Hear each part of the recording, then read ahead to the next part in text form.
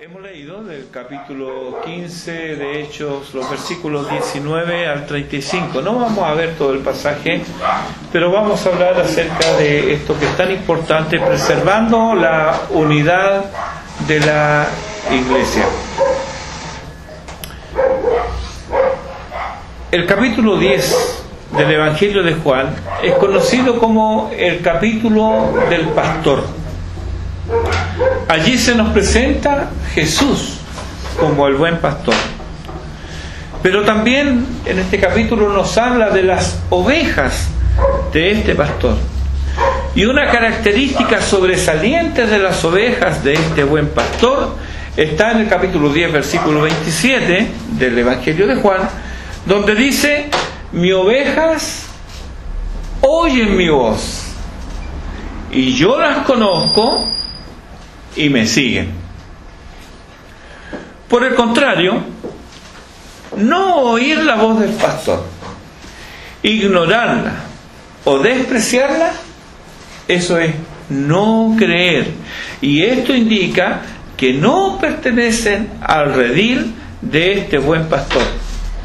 Así lo afirma claramente el versículo 26 del capítulo 10 de Juan, donde se les dice a los judíos incrédulos, Jesús les dice a los judíos incrédulos: vosotros no creéis porque no sois de mis ovejas.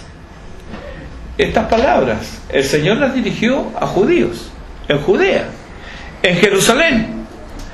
Ahí Él les hablaba a los suyos. Pero aún así, en el versículo 16 del capítulo 10 del Evangelio de Juan, el Señor pone una cuña que pasa desapercibida para ellos, para los judíos, pero que sin embargo Juan la destaca. Dice el Señor: también tengo otras ovejas que no son de este redil, aquellas también debo traer y oirán mi voz. Otras ovejas no son de este redil, pero también serán atraídas. ¿Cómo serán atraídas? ¿Cómo irán a Él? El Señor lo dijo: oirán mi voz. Las ovejas que no son de su redil no oyen su voz. ¿Por qué? Porque no son de su redil. No creen las palabras, no las oyen. Pero hay otras que no son de ese redil, que sin embargo también van a oír la voz del Señor, porque también son sus ovejas. Oirán mi voz, dice Jesús, el buen pastor. Si estas otras ovejas no son de este redil, entonces formarán parte de otro redil. No son de este redil. Entonces, como Él les va a llamar, ¿qué van a ser de otro redil? ¿Habrá dos rediles entonces? No, dice Jesús en el mismo versículo: habrá un rebaño y un pastor. Cuando los primeros creyentes gentiles oyeron el Evangelio de labios de Pedro, ellos se regocijaron, recibieron el Espíritu Santo y fueron bautizados. Ahí en Hechos capítulo 9, los primeros gentiles en casa de Cornelio. Pedro no les hizo la exigencia de que ellos debían circuncidarse. Y luego, al informar a la iglesia en Jerusalén, tampoco surgió esta exigencia. El testimonio de Pedro es que él no podía oponerse a Dios. Si Dios los añadía dándoles el Espíritu Santo, lo mismo que a ellos, dijo Pedro: ¿quién soy yo para oponerme así al obrar de Dios? Pasaron los años, aproximadamente 10 años, y Pablo ahora le informa a esta misma iglesia, a la iglesia en Jerusalén, sobre las iglesias fundadas por él entre los gentiles del Asia Menor. Bernabé era testigo de la gracia de Dios entre los gentiles, y cómo estos habían respondido al Evangelio, cómo Dios había obrado en ellos, convirtiendo de las tinieblas del paganismo a la luz gloriosa del Evangelio. También ellos, estos gentiles, habían recibido la gracia de Dios, estaban gozosos y llenos del Espíritu Santo. También se habían bautizado, pero tampoco hubo exigencia alguna a circuncidarse. Pero esta vez, los cristianos judíos que pertenecían al partido de los fariseos pusieron objeciones y rechazaron, como parte de la iglesia, como perteneciente a la iglesia, a cualquier gentil no circuncidado. Para ellos, para los cristianos judíos, fariseos, pertenecer a la iglesia era ser circuncidado, guardar la ley de Moisés y creer en Cristo. Estos hermanos olvidaban la gran comisión en Mateo 28, 19 y 20, donde dice: y hacer discípulos a todas las naciones. Hay una universalidad en el anuncio del Evangelio, bautizándolos en el nombre del Padre y del Hijo y del Espíritu Santo, enseñándoles que guarden todas las cosas que os he mandado. Este pasaje se conoce como la Gran Comisión. ¿Dónde está la referencia a la circuncisión aquí? ¿Dónde está la referencia a la ley de Moisés? No está. No está porque el mandato era y es a todas las naciones. Es a las ovejas suyas que no son de este redil y que sin embargo también oirán su voz, y habrá un rebaño, dijo Jesús, y un pastor. Jacobo, en los versículos 16 y 17 de este capítulo 15, él cita la profecía de Amós, y justamente para probar que la inclusión de los gentiles en este único rebaño no era contrario al plan de Dios. Los gentiles se volverán a Dios, dice Amós. No hay mención que serán prosélitos del judaísmo. Por lo tanto, los gentiles pueden ser salvos e incluidos en el único rebaño, la iglesia, sin volverse judíos. Un pueblo, un rebaño, una iglesia. O como lo dirá Pablo en Efesios 4, versículos 4 al 6, un cuerpo y un espíritu, como fuisteis también llamados en una misma esperanza de vuestra vocación. Un Señor, una fe, un bautismo, un Dios y Padre de todos, el cual es sobre todos y por todos y en todos. Pablo hace una pregunta retórica en algunas de sus epístolas y dice: ¿es Dios solamente Dios de los judíos? ¿No es acaso también Dios de los gentiles? La respuesta a esa pregunta retórica que hace Pablo es obvia. Claro que sí. Pero la intransigencia de estos hermanos, cristianos, judíos y fariseos, ponía en peligro, además del mensaje del Evangelio, la unidad de la iglesia. Tal como antes se evitó que hubiera una iglesia samaritana, ahí en Hechos capítulo 8, ahora era menester evitar que por los obstáculos y aprensiones de algunos se originara una iglesia gentil. No, es que esta es la iglesia de los hermanos judíos. Nosotros no somos gentiles, nosotros tenemos nuestra propia iglesia. Eso se evitó con los samaritanos. Y ahora había que evitar que surgiera otra iglesia. Había que preservar entonces la unidad de la iglesia. Esta es una tarea siempre presente.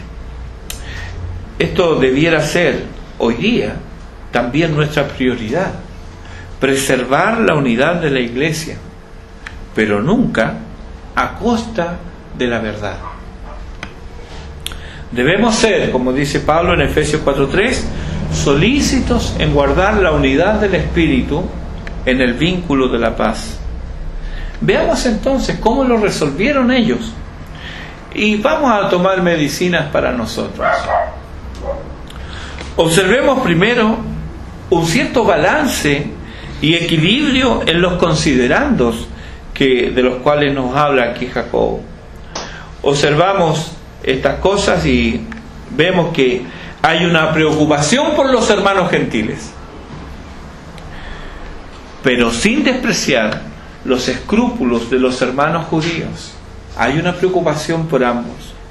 Luego observamos la elección de portavoces calificados, de hombres maduros, sensibles y creíbles, que consolarán y confirmarán en la fe a los hermanos, no con sus propias ideas, sino con la palabra de Dios y en sujeción a las directrices emanadas por el Espíritu Santo y la Iglesia como un todo coherente. No es que el Espíritu Santo dice una cosa y la Iglesia diga otra, no, sino que como un todo coherente funciona. Veamos el balance y equilibrio en los versículos 19 al 21. Aquí encontramos una preocupación por el recién llegado, por el gentil convertido, no por cualquier gentil. Es importante esto. Debemos tener un cuidado especial por aquellos que llegan y se convierten a Dios. Debemos cuidarlos. Nota, es a los gentiles que se convierten a Dios, dice el texto, a quienes no se debe inquietar. Ellos vienen de un mundo distinto, muy distinto al judaico. Cada grupo humano tiene sus propias costumbres. Algunas de ellas son inaceptables para otros. Recuerdo a un amigo gringo que visitó Argentina, y él quedó asombrado por la costumbre argentina de compartir el mate. Y me decía a mí, ¿cómo hombres que no son familiares entre sí toman mate de una misma bombilla? Y a él le ofrecieron, claro, es un gesto de buena voluntad, de cariño, un mate. Y él no aceptó, él rechazó eso. No, yo no puedo hacer eso, me decía. Una costumbre.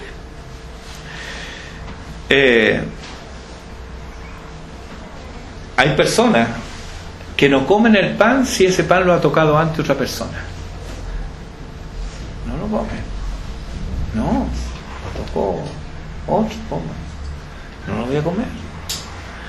Hay grupos nativos en distintas partes del mundo que fabrican un tipo de bebida con grano fermentado, y esta bebida se la ofrecen al visitante como un gesto de bienvenida. Bueno, luego de servirme esa bebida, me enteré que este grano era fermentado con saliva. No sé si voy a volver a tomar eso cuando me lo ofrezcan de nuevo. En otro lugar yo almorcé una comida, estaba sabrosa, pero las papas habían sido peladas con las uñas de las cocineras. No fue algo que me contaron, yo lo vi. Estas son algunas costumbres que hoy, siglo XXI, algunas comunidades mantienen. Y de estos ejemplos que le he dado, son hermanos, son creyentes en Cristo. Sin embargo, esas costumbres las rechazamos. Si tú eres escrupuloso, lo que he dicho, por tu cara veo, te espantó. Y querrás saber dónde fue para que tú no participar de esto. Bueno, algo parecido era el sentir de los judíos respecto de los gentiles. Algo parecido era. Dios había dicho, estos son animales inmundos, no los comas. Y los gentiles le hacían chupete al chanchito, al jamón, la comían. Y los otros lo miraban con repulsión. Eran costumbres. Por eso que un judío no comía con un gentil. Entonces era una barrera que había a la comunión. Jacobo reconoció esas diferencias, pero él no tenía un corazón obtuso, un corazón obstinado. Él tenía un corazón sensible, porque estaba moldeado por Dios y por su palabra. Él amaba al pueblo de Dios porque amaba a Dios. Y si Dios los aceptaba, ¿quién era él para rechazarlos? Aunque comieran sabandijas. Pero él también comprendía a sus hermanos judíos. Siglos de costumbres no iban a desaparecer de un día para otro. De hecho, ya habían pasado casi 10 años desde que los primeros gentiles se unieron a la iglesia. Y eso todavía estaba presente. Así que, basado en la palabra de Dios, él tomó una decisión ecuánime. La unidad es importante, pero nunca debe ser a costa de la verdad. Jacobo consideró primero la palabra de Dios. El afecto por sus hermanos gentiles o por sus hermanos judíos pasó a un segundo plano. Tomar decisiones basadas en los afectos conduce a la parcialidad. Y no estamos llamados a favorecer una postura u otra, sino a apegarnos lo más posible a la verdad. Eso es pisar terreno seguro, y es lo que Jacobo hace aquí. Primero, él dice que no se inquieten los gentiles que se convierten a Dios. Es decirle, hermanos, no pongamos obstáculos para entorpecer el camino, el andar de nuestros hermanos. Dejemos esas cosas que son indiferentes. ¿Creyó? ¿Se convirtió? Gloria a Dios por eso. Eso es suficiente. Pero nosotros no tenemos esas costumbres que ellos tienen. Déjalo así. Déjalo así. ¿Es pecado esa costumbre? ¿Esa costumbre ofende a Dios? Si no es pecado, si esa costumbre no ofende a Dios, solo ofende tu conciencia, déjalo así. Pero habían algunas cosas que violentaban la conciencia de los hermanos. Y por amor a ellos y por la unidad de la iglesia, los gentiles también debían hacer un esfuerzo, pues cuando se hiere la conciencia del hermano débil, dice Pablo en 1 Corintios 8:12, contra Cristo pecáis. Esta parece ser un concepto ausente en muchos creyentes hoy día. Y por eso lo voy a repetir. Cuando se hiere la conciencia del hermano débil, contra Cristo pecamos. Así que la sabia recomendación a los hermanos gentiles que se convierten a Dios es, nos dice el texto, que se aparten de las contaminaciones de los ídolos, de fornicación, de ahogado y de sangre. Todas estas eran prácticas paganas e idólatras que ofendían la conciencia judía, pues estaban claramente condenadas en la ley de Moisés. Las contaminaciones de los ídolos eran comida ofrecida a ídolos. Por ejemplo, un pagano, vamos a suponer empresario, un importador o un vendedor de aceite de oliva. Entonces trasladaba en vasijas, en barcos por el Mediterráneo, aceite de oliva de aquí para allá, le iba bien, no hubo naufragio, ganó mucho dinero. Entonces él, para celebrar, él ofrecía una comida al Dios que según él le había ayudado, lo había prosperado. Y él le invitaba a esta comida a los amigos. Ahora, entre esos amigos, aunque él tuviera amigos judíos, un judío jamás iba a esa comida. Nunca. Muchas veces se sacrificaba a un animal. De la carne sacrificada, una parte era para el sacerdote, pero esa parte igual era mucha, y como no habían medios como ahora para preservar estos alimentos, entonces ¿qué hacía? El sacerdote sacaba lo que él iba a ocupar, y el resto, ¿dónde iba? A una carnicería donde se vendía a un menor precio. para que saliera rápido. Eso estaba sacrificado a los ídolos. De todas maneras, había que usarlo. Un gentil no tenía ningún problema, lo veía más barato el kilo de lomo, bueno, voy y compro, este está más barato. Pero un judío no iba a comprar eso. ¿Por qué? Porque había una connotación idolátrica en esta comida. Un judío jamás hubiera comprado esta carne. ¿Por qué? Porque había sido ofrecida a los ídolos. Pablo trata esta cuestión ahí en 1 Corintios capítulo 8, los versículos 1 al 13. Ahí puede encontrar este asunto de Pablo, que Pablo explica estas cosas a los creyentes. Nos llama la atención que se les escriba a los gentiles que se aparten, dice el texto, de fornicación. La palabra utilizada aquí es porneia, de donde proviene nuestro vocablo pornografía, viene de ahí. En realidad, este vocablo significa todo tipo de inmoralidad sexual, pero figurativamente esta palabra describe la práctica idolátrica. Antes y ahora también, aunque antes fue más evidente, las prácticas idolátricas eran orgías asociadas al culto a una deidad pagana.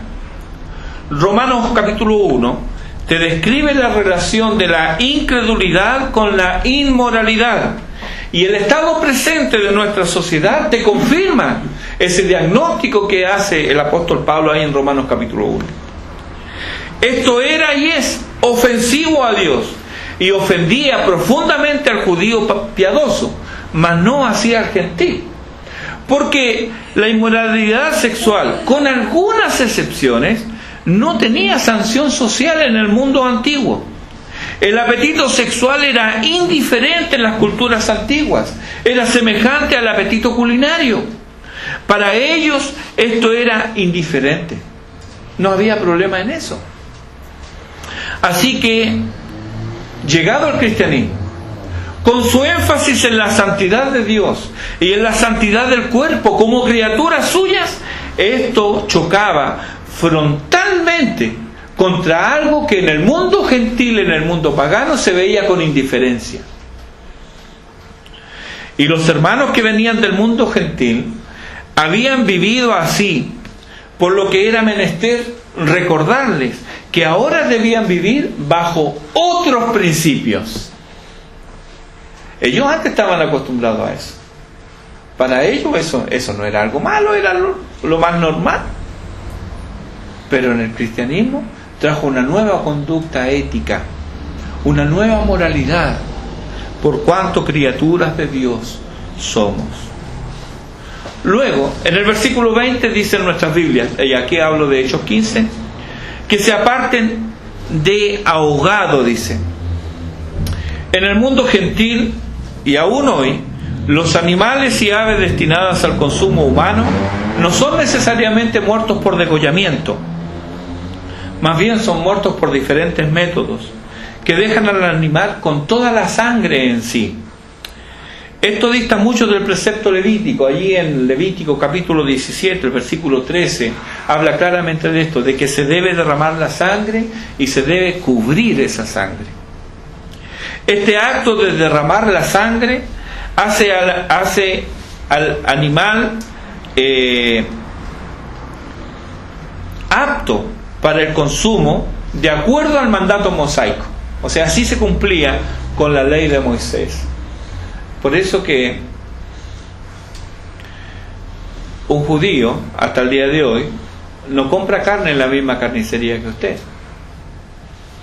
Él come carne, sí, pero él va a una carne donde esa carne viene certificada de un frigorífico que viene certificado, porque ahí el matarife es alguien que está enseñado en cómo se debe matar a un animal. Entonces eso es kosher, eso es limpio, y eso lo pueden consumir. De igual manera, la ley mosaica prohíbe comer sangre Y esto era observado escrupulosamente, de manera que para que pudiera existir una comunión real y sincera entre cristianos de extracción judía y cristianos de origen gentil, ambos debían amoldarse, aceptarse unos a otros para promover la paz y la unidad en la iglesia de Cristo.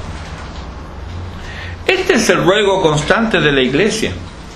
Pablo así lo expresa en Efesios 4, versículos 1 y 2, dice: os ruego que andéis como es digno de la vocación en que fuisteis llamados, dice, con toda humildad y mansedumbre, soportándoos con paciencia los unos a los otros. Esto no nos habla de una congregación ideal, habitada por serafines y querubines en una congregación, no.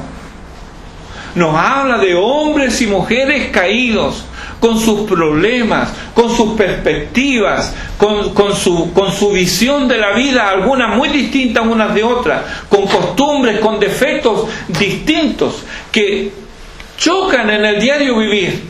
Y por eso nos dice que debemos tener una actitud de humildad, de mansedumbre, y le dice: soportándoos con paciencia. Y si dice eso, porque lo necesitamos. No porque los demás sean insoportables, sino que porque yo soy insoportable. Entonces debemos soportarnos. Estos son los requisitos para la unidad de la iglesia: humildad, mansedumbre y paciencia. Donde humildad es la conciencia de la propia pequeñez. Conciencia de la propia pequeñez. La mansedumbre es la apacibilidad de ánimo. Y paciencia aquí es tener un ánimo muy ancho. Cuando observamos los conflictos en la iglesia, el origen de muchos de ellos tienen que ver con cosas secundarias, no con doctrina. Es muy raro. Hay conflictos por doctrina, pero normalmente tienen que ver con cosas secundarias. Y a veces, como somos muy astutos, las disfrazamos y decimos: no, que es un problema doctrinal. Y la verdad que no es un problema doctrinal, es un problema de ego muchas veces. Siendo así, ya entonces comenzamos mal. Porque donde destaca no el fruto del Espíritu, sino las personalidades fuertes, los caprichos antojadizos y las mezquindades individuales. Bueno, ¿y el Evangelio? Bien, gracias. El Evangelio ha quedado relegado al cajón del olvido, y allí está, enterrado bajo un cúmulo de reglas y procedimientos humanos. Cuando de doctrina se trata, cuando el conflicto trata de doctrina, entonces ahí las diferencias se ventilan sin amor. Cuanto más fuerte, mejor. Como si el ruido alguna vez terminara en sinfonía. Las discusiones se encienden. Cada cual arrima su madero a la hoguera para quemar al hereje. Cuánta soberbia, hermanos. Cuánta arrogancia. Ahí mostramos que poco conocemos a Cristo, si es que somos conocidos por Él.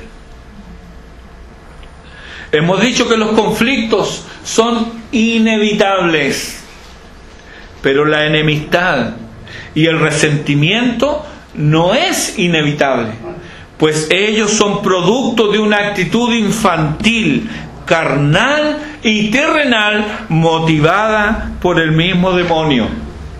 Cuando Cristo tiene la preeminencia en el corazón y la mente del creyente, ante el conflicto buscará luz en las Sagradas Escrituras, será solícito en guardar la unidad del Espíritu en el vínculo de la paz.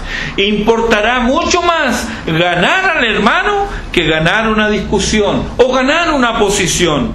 Será tierno por el débil y buscará en todo la gloria de Dios. dice que es imposible proceder así. Te encuentro toda la razón, porque por nosotros mismos nunca podremos hacerlo. Más bien, lo que es más fácil, el camino más cómodo, es tomar la misma actitud de los fariseos judaizantes, imponiendo normas y procedimientos que ni nosotros mismos observaremos, pero el hecho de imponérselo a otros nos da la satisfacción de sentirnos superiores. Es Cristo, hermano, quien debe reinar en los corazones. Cuando Cristo reina, su Espíritu guía, la palabra de Dios es soberana y Dios es glorificado en todo. Como creyente, gozas de libertad. Cristo te ha hecho libre de las ataduras del pecado y por la gracia de Dios puedes vivir la vida en plenitud. Pero esta libertad tuya, esta libertad nuestra, no debe ser tropezadero para otros. Pablo, en el contexto de la libertad cristiana, 1 Corintios capítulo 10, versículo 23, dice: todo me es lícito, pero no todo conviene. Todo me es lícito, pero no todo edifica. Y otra vez, en 1 Corintios 6, 12, dice: todas las cosas me son lícitas, mas no todas convienen. Todas las cosas me son lícitas, mas yo no me dejaré dominar de ninguna. No tenemos una ética de situación, no. Pero por amor a mi hermano, me privaré de aquello que es legítimo para mí, para no ofenderlo a él. ¿Qué decir de poner tropiezos al Evangelio? Es muy triste, pero ya hay los que, alardeando de su libertad en Cristo, ya no solo descuidan al débil, sino que además se burlan de él. ¿Es esto acaso amor y consideración? No. Y quienes han seguido este derrotero, a poco andar, caen en pecados groseros, olvidando que la gracia no puede abundar allí donde se persevera en el pecado. Y hoy, en las filas del cristianismo, y para vergüenza nuestra y deshonor de Cristo, encontramos en algunos llamados creyentes promiscuidad de la más variada en las congregaciones, abusos de alcohol y drogas, y falta de probidad en quienes debieran ser trabajadores honestos y ejemplares. ¿Cómo llegamos a esto? ¿Cómo llegamos a esto? Hermano, es que la soberbia ha reemplazado la humildad. La soberbia ha reemplazado la humildad. La altanería se impuso a la mansedumbre y la paciencia se ha extinguido. Cristo está ausente. Nadie consuela los corazones porque estamos vanamente hinchados, gloriándonos en que creemos las doctrinas correctas. ¿Verdad que debemos arrepentirnos? Sí. ¿Qué hubiera pasado si la iglesia en Antioquía hubiera procedido echando a los hermanos que venían de Judea?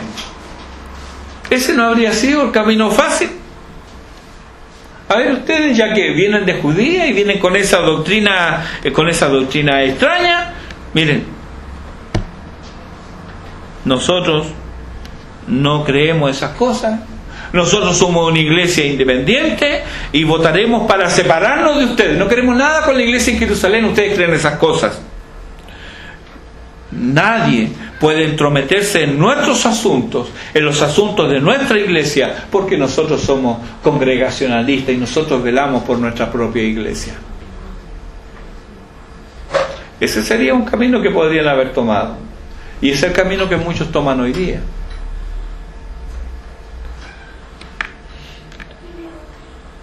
Pero si ese hubiera sido el caso, allí habría muerto el testimonio cristiano de unidad. Pero fue el mismo Cristo el que oró en el huerto, en Juan 17, versículos 20 y 21. Mas no ruego solamente por estos, sino también por los que han de creer en mí, por la palabra de ellos, para que todos sean uno, como tú, oh Padre, en mí y yo en ti, que también ellos sean uno en nosotros. Aquí está el propósito de la unidad, para que el mundo crea que tú me enviaste. Versículo 23 otra vez, y lo dice de otra manera: yo en ellos y tú en mí, para que sean perfectos en unidad, para que el mundo conozca que tú me enviaste y que los has amado a ellos como también a mí me has amado. La unidad de la iglesia es el deseo del Padre, la respuesta a la oración del Hijo, y es posible mediante el Espíritu Santo. Esa es la unidad que testifica al mundo, para que el mundo crea que tú me enviaste, para que el mundo conozca que tú me enviaste. ¿Te das cuenta entonces de la responsabilidad que pesa sobre nosotros? Pero aún así, esta unidad debe estar basada en la palabra de Dios. No hay unidad posible cuando se ignoran las Escrituras. Debe afirmarse esta unidad, debe reposar, debe descansar en la verdad. Y ahora te pregunto, ¿conocen la verdad? Jesús dijo: yo soy el camino, la verdad y la vida. Nadie viene al Padre sino por mí. Juan 14:6. Ser parte de una comunidad cristiana es posible solo por Cristo. Pero una vez siendo parte, se deben hacer esfuerzos positivamente, activamente, para preservar la unidad de la iglesia. Él desea que los creyentes no sean estorbados en su andar, y que aquellos que recién llegan al Evangelio no sean estorbados para venir a Él. Por lo tanto, si no lo conoces, ven tal como estás. No procures mejorar tu condición. A veces escuchamos eso: no, que tengo que arreglar algunas cosas primero. No vas a arreglar nada. No, ven tal como estás. Ven a Él. Confiesa tu necesidad de perdón. Confiésale tus pecados al Señor, y Él te dará arrepentimiento, perdón y vida eterna. En el nombre de Cristo. Amén. Oremos.